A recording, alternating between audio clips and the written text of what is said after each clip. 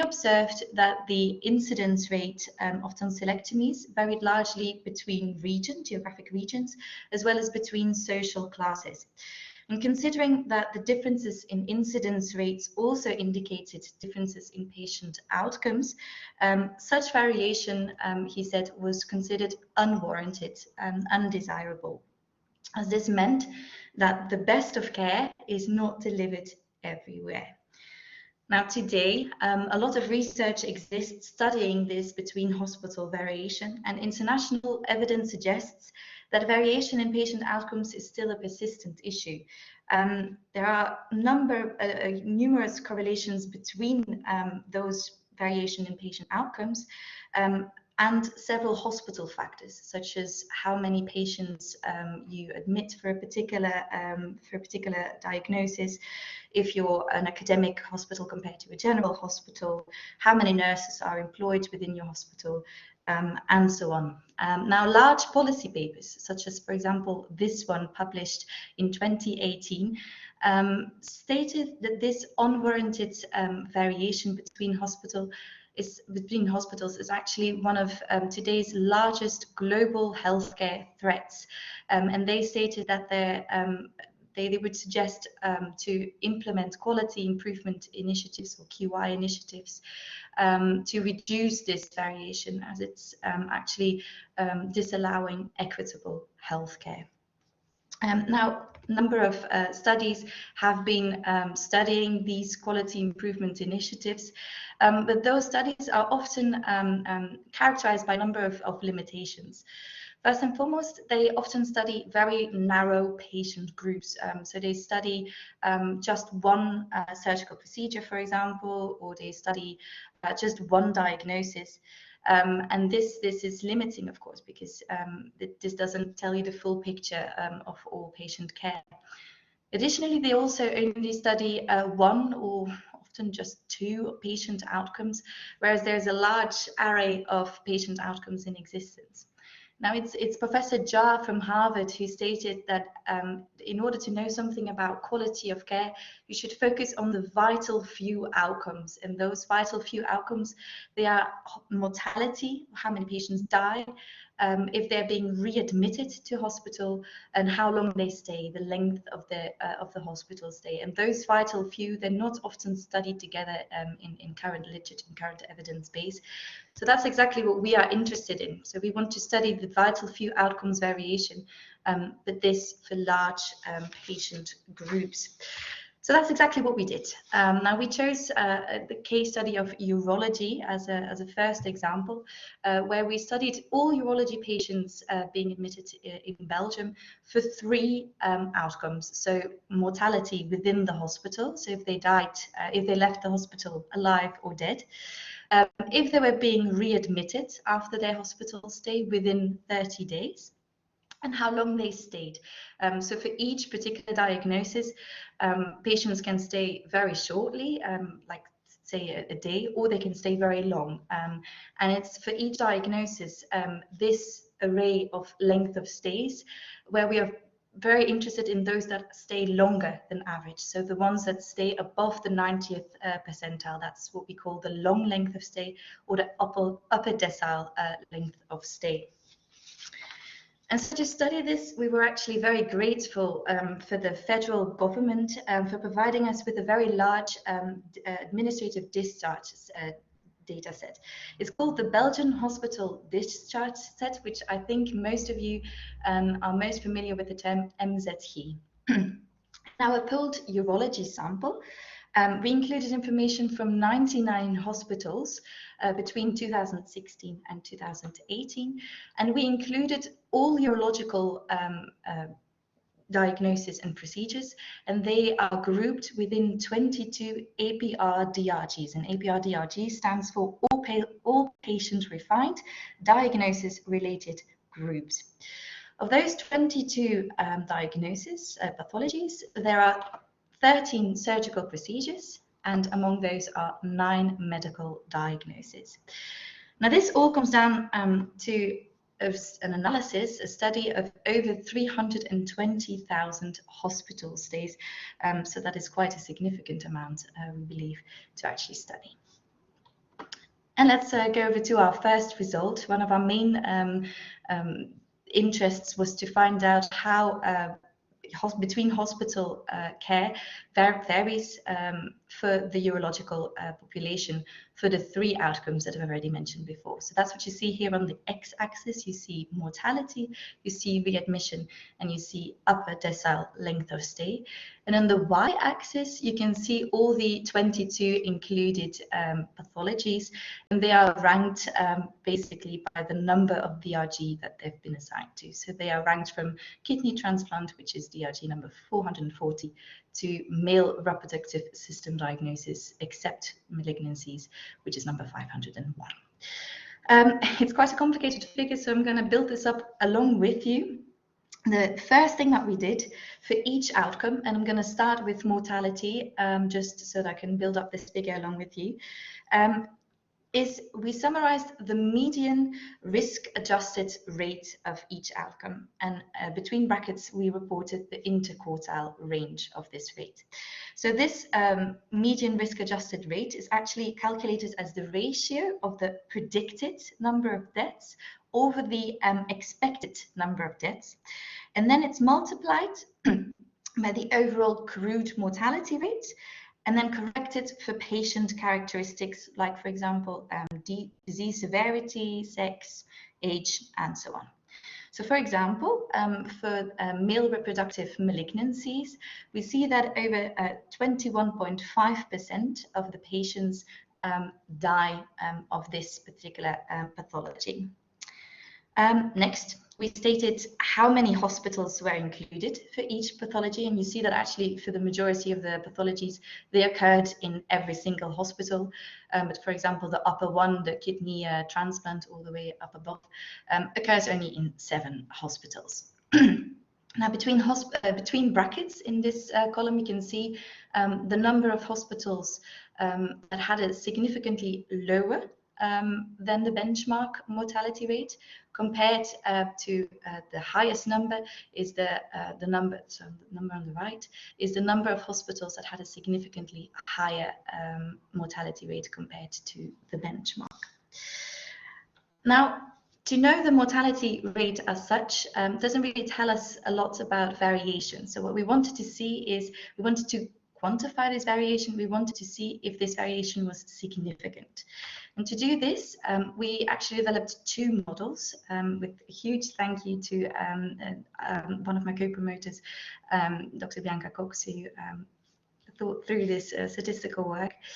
So in those 2 models, we evaluated the significance of the variation. So we wanted to see in this first model, if they are the same patients being admitted to different hospitals, do they also reach the same outcome, or do they have a different outcome?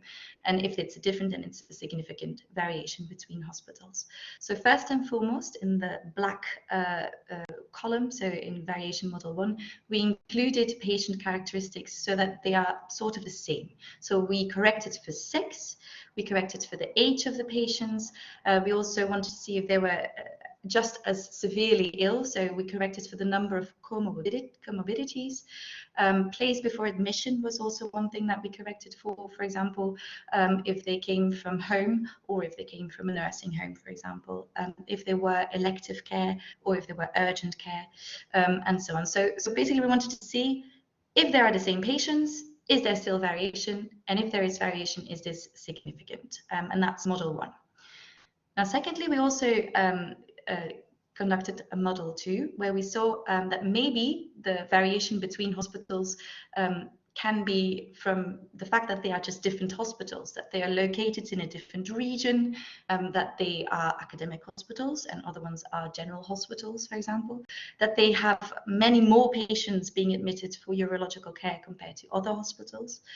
So those are the hospital characteristics that we wanted to account for in our second variation model. And we wanted to see if they are the same patients and they are the same hospitals, is there still variation between outcomes? Is there still variation in care? And as you can see, this variation is really existent. So for example, for number 463 for kidney and urinary tract infections, we saw that there was a significant variation for both model 1 and model 2 existing in terms of mortality. And this was at a level of 3 asterisks, so this was at a level, a p-value level of 0.001. So this is quite a significant amount of variation that still persists even if you include the same patients. Next, we wanted to, so now we know if there is significant variation or not, but what we don't know yet is how big this variation is. We want to know if this is, we want to quantify this amount of variation. And for that, we developed the median odds ratio. And the median odds ratio actually represents the odds for a randomly chosen patient in a high-risk hospital compared with a similar patient has the same fixed effect. So that is the same age, that is the same sex, that is the same, like severity of illness is the same. And if you compare that with a low-risk hospital, what are the odds of the outcome occurring, yes and no? And for example, for the kidney and urinary tract cancers, malignancies, we see that for both inclusion of patient characteristics and hospital characteristics, the odds of dying in a high-risk hospital is actually 2 times higher compared to a low-risk hospital. So this is again quite a substantial amount. And now this was just for mortality. We did this exercise for both mortality, readmission, and length of stay. And what we saw overall is that there is quite a significant amount of variation. The 3 outcomes that I'm highlighting right now, the 3 pathologies, are 3 medical diagnosis that actually have significant variation across the 3 outcomes, so across mortality, readmission, and upper decile lung length of stay. And additionally, there was 1 surgical pathology, kidney and urinary tract procedures for non-malignancy, that had significant variation across the 3 outcomes as well. If you look at it at the overall picture, we could see that significant between hospital variation exists in at least 2 out of 3 measured outcomes for 7 out of 9 medical diagnoses, while only 5 out of 13 surgical procedures were observed with at least 2 significant variations. So this suggests that there is larger inequality in urological care for medical admissions as compared with surgical admissions. Now we then further zoomed in just a little bit on mortality. So say, for example, you have 100 hospitals, we have 99, so that's quite similar, and you rank them from from highest mortality rate, so the bottom performer, to the best mortality rate, so the lowest mortality rate. So for example, in this case, this would be our absolute bottom performer, and this would be our absolute top performer. Now you rank them, I can rank them in 4 quarters. So the bottom 25% read all the way up to the upper 25%. Now those bottom 25% performers, if you group them together, you would say if those improved to the median level of mortality rate, so if they improved, the median is the mean of the middle hospitals here in this ranking. If this group were to improve his care so that fewer people die in their hospitals, how many deaths could we potentially avoid? How many lives could we potentially save? And that's what we did in this exercise, and we can see in this result right here. I'm going to go over this figure quickly with you guys.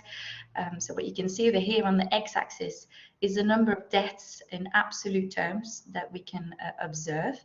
And in darker gray, you see for those 25% bottom performers, for each diagnosis on the y-axis, how many people have actually died. So for example, for kidney and urinary tract infections, this is reaching over 200 deaths per year occurring for this pathology. Now, if they were to improve to the median, how many deaths would still occur? And then you can see this in the lower grey bar, lighter grey bar, sorry. You can see that this is now been reduced to 150 deaths per year instead of over 200. In total, this means that we could save over 92 lives per year if we were to improve the care for these patients up to the median. And so these are the two upper ones in absolute terms that could, in absolute terms, save the most number of lives. But we can also look at it from a relative standpoint, and then you can see all the way at the bottom of this figure that, for example, urinary stones and acquired upper urinary tract obstructions don't actually see a lot of number of deaths per year occurring. But if we were to improve the care for these patients, then we would see that over 67% of the deaths that would have occurred would have been potentially avoided if we improve the care to the median. So this just goes to show that reducing this variation really can improve quality of care and can have quite a substantial amount of impact on patient care, because overall, if we were to do this for all the pathologies that we describe right here, we would potentially save over 40% of the deaths that had occurred in those bottom 25% if they were to improve to the median level of care.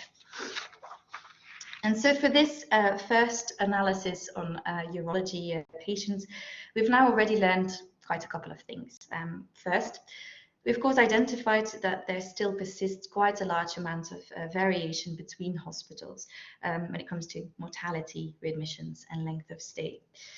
Secondly, our analysis on urological care has revealed that medical diagnosis in particular are prone to this variation. And this is not really super surprising if you come to think of it, that past quality improvement initiatives have primarily been focused on surgical care with, for example, the implementation of surgical checklists or technological advancements, of course, like robotics being introduced to operation tables and so on. Also, urological associations have developed rigorous guidelines and standards in the past couple of years. But again, those have primarily been focused on surgical care or on cancer care, which we saw was actually quite lower than the other medical diagnoses. So now we believe it's actually time to start focusing on those medical diagnoses within urological care.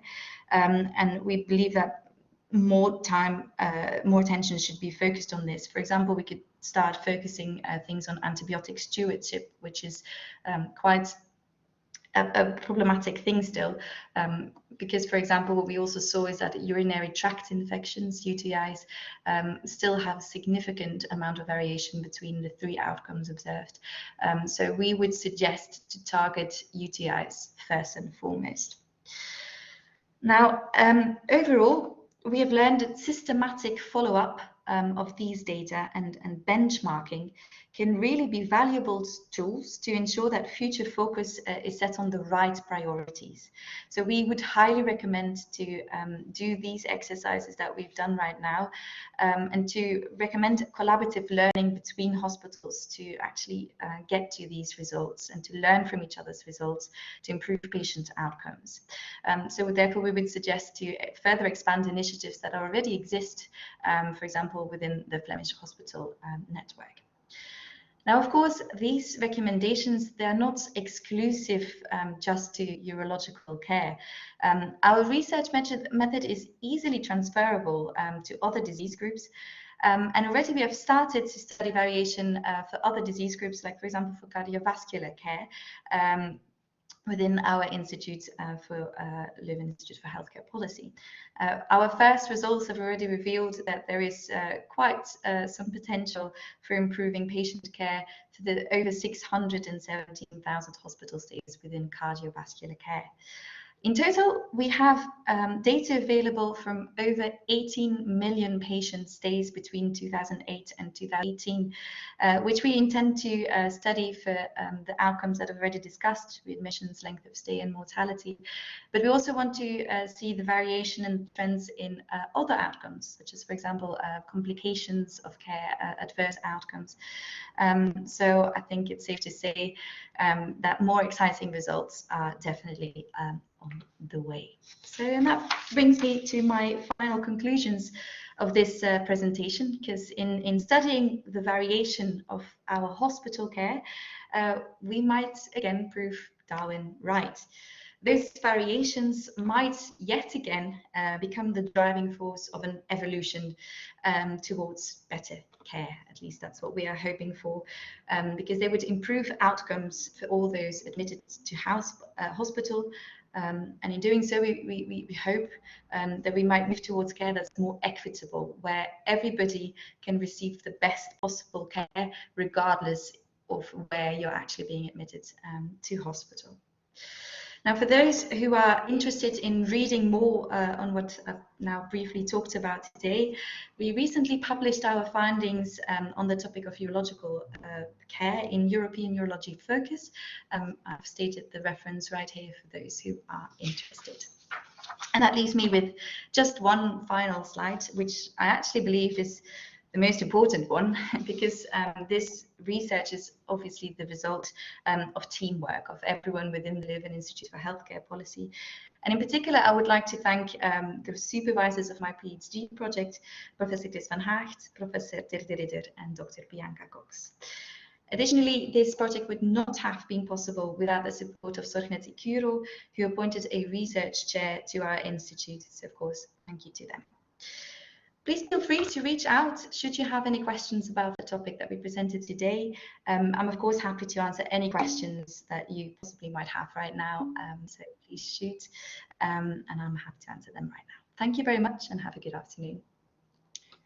Thank you very much, Astrid, for an excellent presentation and very nice slides, by the way. I'm sure the audience might have some questions.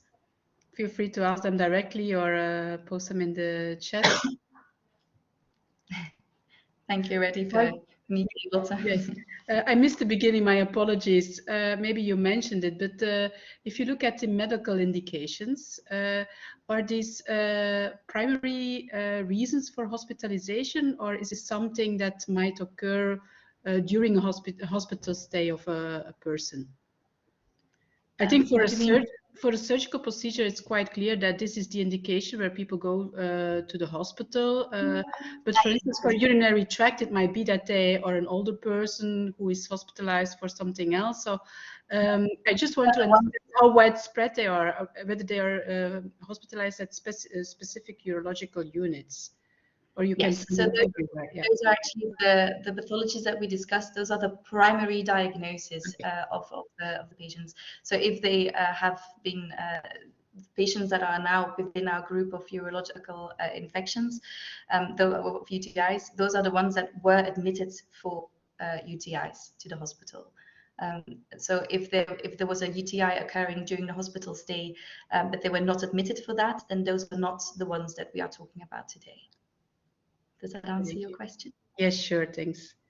Okay. Other questions, perhaps? You have already any hypothesis? What are the main drivers of these differences in care between hospitals? It's a very good question.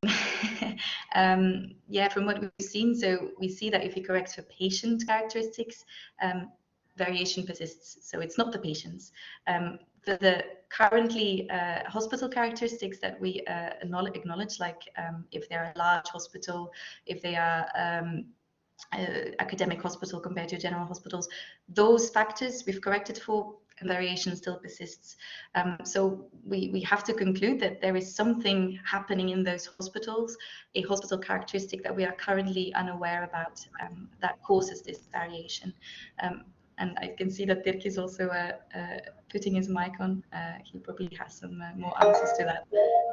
Maybe just in addition, we have a hypothesis. The cancer diagnoses are faring better than the non-cancer diagnosis, and probably the fact that guidelines, multidisciplinary oncology meetings have been introduced by the government is one of the factors that contributes to a more homogeneous behavior of cancer diagnosis in this report.